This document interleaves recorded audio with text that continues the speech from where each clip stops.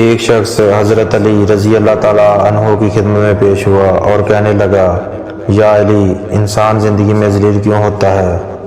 تو حضرت علی رضی اللہ تعالیٰ عنہ نے فرمایا، اے شخص، جس انسان کے اندر یہ تین عادتیں ہوں وہ ضرور بے عزت اور ذلیل ہو جاتا ہے۔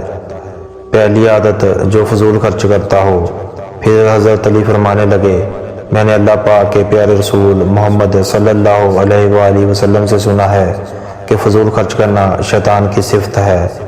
اور دوسرا وہ شخص ہے جو جھوٹ بولتا ہے۔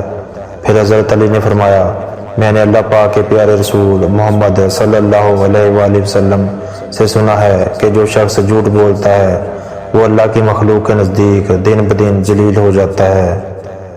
اور تیسرا غصہ کرنا۔ حضرت علی فرمانے لگے، میں نے حضرت محمد پاک صلی اللہ علیہ وآلہ وسلم سے سنا ہے کہ جو انسان اللہ پاک کی مخلوق پہ غصہ کرتا ہے تو یوں وہ انسانوں کے دلوں سے اتر جاتا ہے اور بے عزتی کے دلدل میں گر کر ذلیل و خوار ہو جاتا ہے۔